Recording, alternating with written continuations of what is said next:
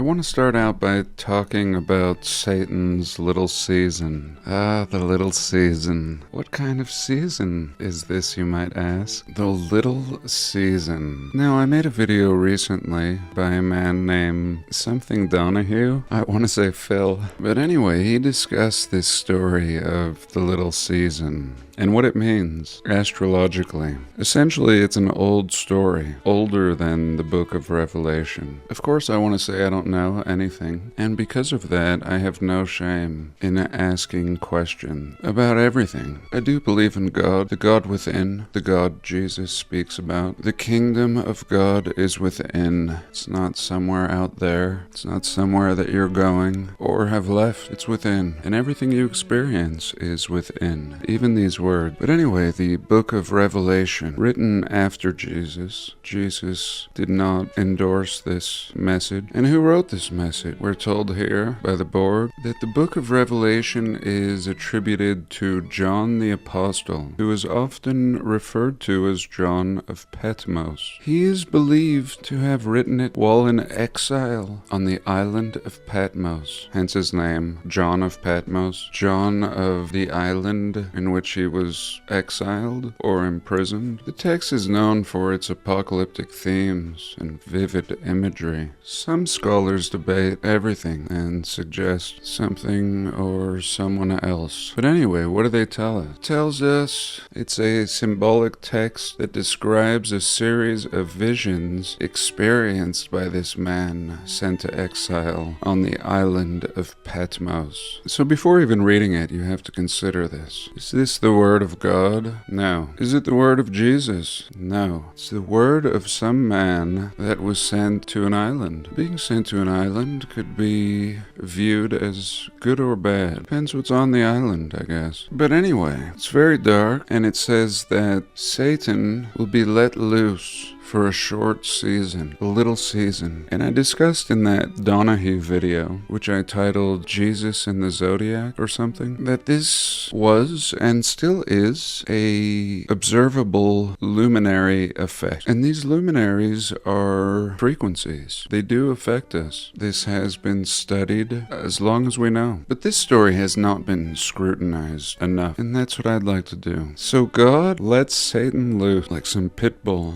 that he keeps in a cage. Keeps Satan in the cage, in the pit. And then, after 1,000 years, he says, okay, let's turn pit bull loose. And he doesn't go to some pit bull paradise that he could just as well manifest, some kind of pit bull dog park. No, he brings it to Disneyland. It hasn't eaten for 1,000 years, and he brings it to Disneyland, right in the middle. Turns it loose, running wild, eating cotton candy and children alike. Everything in its path. Good Lord. Just sits back, his shoes off, 200 years, watching this little demon reap havoc, undoing all good work, but only for 200 years. Now, this story should be torn out of every Bible, as far as I'm concerned. It has nothing to do with a loving God that cares for its creation eternally. This paints the Lord as a bastard. And for that, I think this John of Patmos, exiled to this island of Patmos, is also a bastard. And we don't need this story. This story has caused more harm than good, and unfortunately is overshadowing the rest of the books, especially the teachings of Jesus, which if compiled into a book is actually more of a pamphlet. And I say this because this story has now been confused with the research we do on this channel, and perhaps I'm at fault. I made a video proposing this theory, what seems like over 3 years ago now. And essentially I proposed the same thing then, and said this story is a metaphor. Instead of attributing it to the luminaries, as the Donahue man did so eloquently, I did tie it to this research, but not literally. I said what we see when researching this past and lost civilization is evidence of a people that were able to build in peace for at least 1,000 years. years. It would simply take 1,000 years to build all the ruins that we see throughout the realm. And no doubt now, in this research, we do see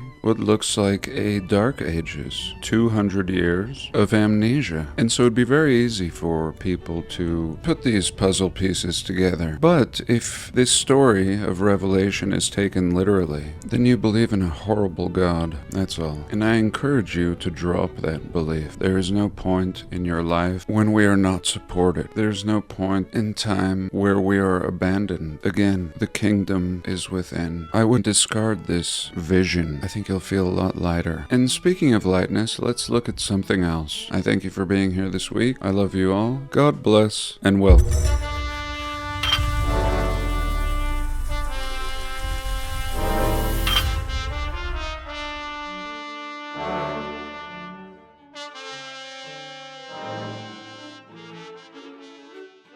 So here we are sitting with these three men. Just a nice day out here. Beliefs are a very delicate thing. It's not like a hypothesis or a theory. A belief doesn't require any hard evidence. A belief is a thought, usually infused with an emotion. This could be positive or negative. Usually the belief has a certain charge of energy. And I would never want to tell anyone what to believe. I'm currently in the process of actively letting go of many of my beliefs that I've carried for most of my life. Eventually, if you're lucky, you'll discover that they were never your beliefs. You've been carrying them around as heavy as they are. And if you want to change the world in a really easy way, start by changing your beliefs. Initially, it's not as easy as it sounds. They're tied up deep within us. Sometimes we're not even aware of them. And sometimes we are, like when it comes to this research and all the subcategories we explore. The subject was much more difficult to talk about 5 years ago than it is today. It challenged our beliefs about history, and in this case it's very simple. Where did our beliefs come from when it comes to history? This should be very obvious, and this curriculum was not some benevolent gesture, but rather an act to shape the future of a nation. If you can legitimize your version of history and persuade others that it's true, you will control history. And let's look at the man who's responsible for our history. I made a video, I'll flash the thumbnail if I can find it, about the plot and scheme that this man pulled off in the early 1900s. Note the Frank Dodd report, very important, publicly available. And with the rewriting of history, all of this research that we do today would become invisible to these people for 120 years. It would take 120 years before there was an opportunity to discuss this subject, to critique our history. I used to have a humanities teacher, and ironically, she would give us assignments to go out and critique buildings. At the time, I lived in Arizona, but what would I have reported if that class was held somewhere in this city? What is this city? Fully built out, horse, wagons, muddy streets, cheap, dirty, recently added canopies. This city is Kansas City, Missouri. I'm gonna guess 1896. Nothing to do. Enjoy. So, I feel a little bad about my intro, and again, I don't want to offend anyone, but I just get so many questions about the topic, and I don't think this is a city built by angels.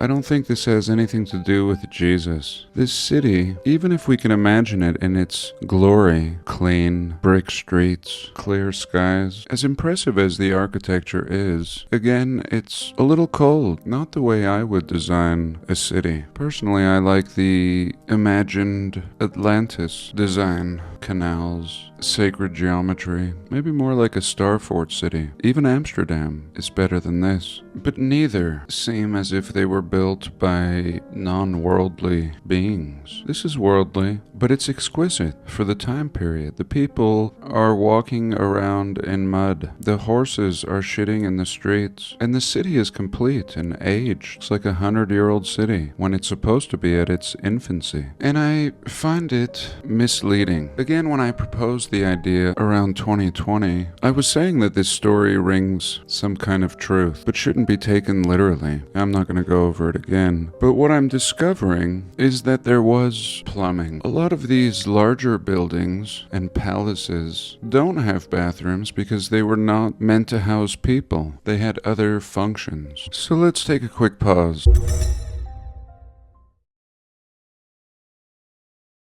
Okay, so the I Am Kairos channel has recently shared this community post. Here we can see a manhole cover in San Francisco indicating a cistern. And here we can see a map of the sewer system, the utilities, water, sewer, and even emergency fire department passageways. This is another elephant in the room. Now, in the last 3 or 4 videos, I feel like I touched on this concept. I was using Manhattan Island in New York City as an example. How the city was laid out from the ground up. It wasn't some haphazard thing where people moved in and then thought about infrastructure later. And I was making the example that the Star Fort that sat at the lowest point of Manhattan Island could have been a tank, a wastewater treatment tank. And here we can see one down in the bottom left corner. Here we can see another one down here, a tank. And these tanks have the capability to both process the wastewater and also recapture the gases, primarily methane. And this is not something that you do in this city, in San Francisco, or any city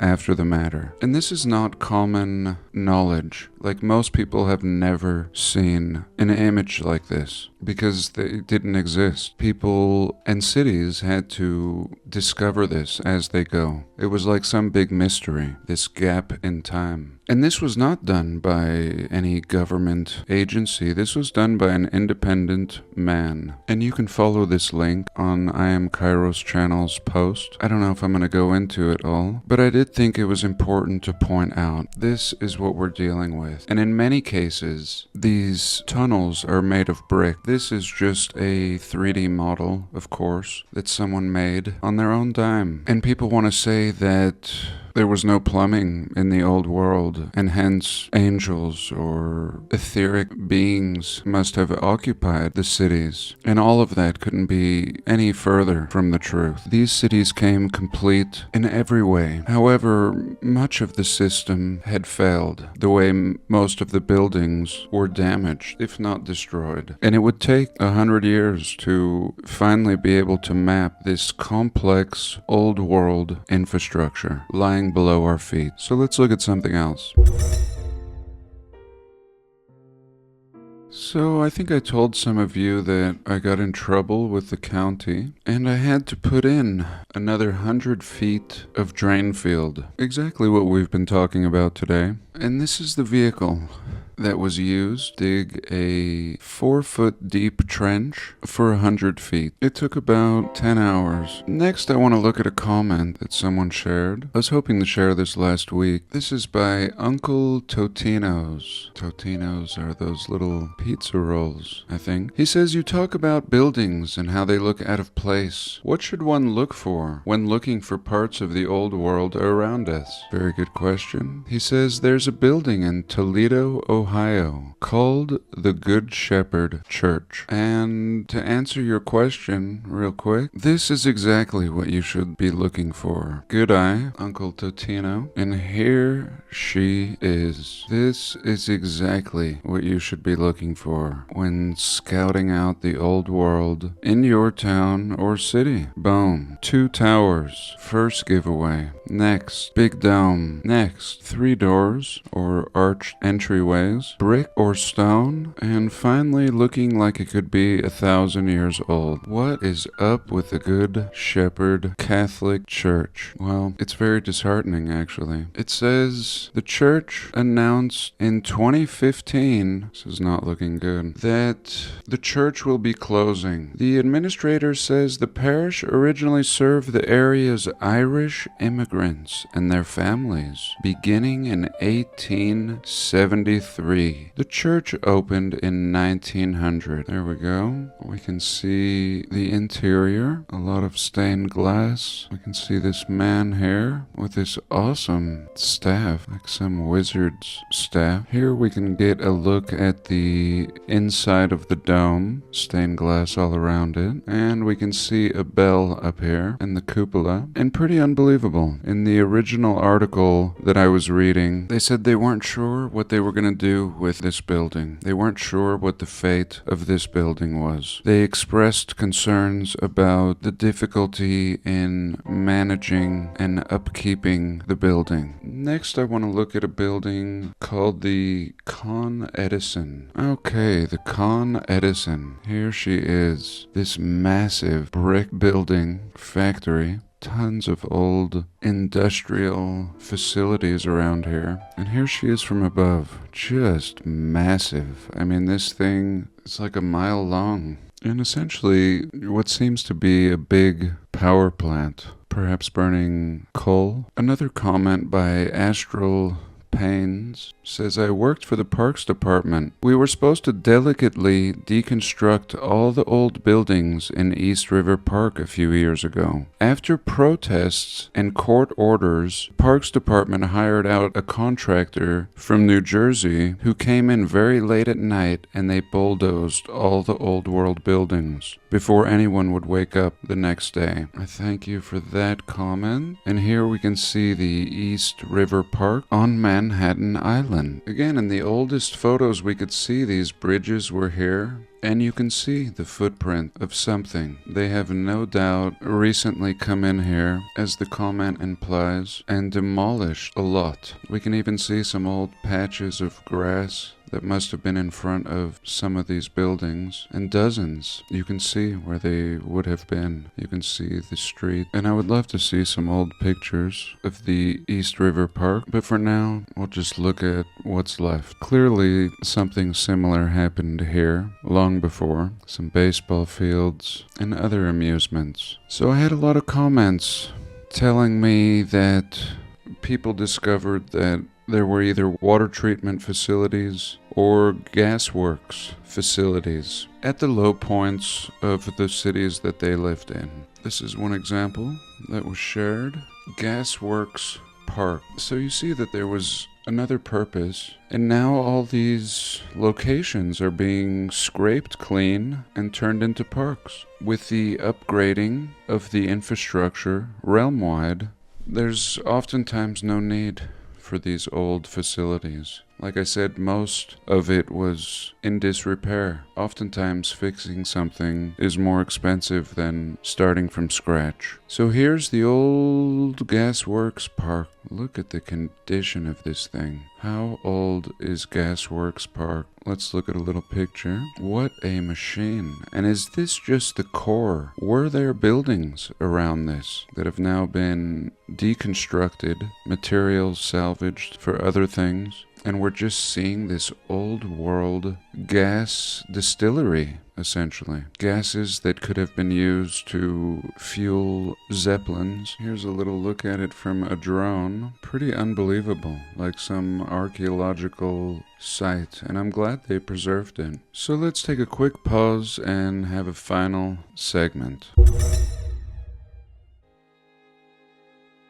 Final segment. This was a comment from June Field. She's from England. And she said, I recently discovered old photos of airships being built in Barrow Furnace at the Ministry of Defence's submarine port. This week, a UK company called Straight Line Aviation is starting construction of hybrid airships in southwest England. Awesome, Cher. And here we go. Press release. Straight Line Aviation takes flight March 3rd, 2025. So this is great news. Now these don't look as advanced as the old world Zeppelins. The old world ones were made of metal. This looks like a balloon, but it's a good start. I hope to have one the size of a car, but it also goes to show that nothing is new. As they say, nothing under the sun. So for this week, I thank you for joining me. I love you all. God bless, and I'll see you in the next one.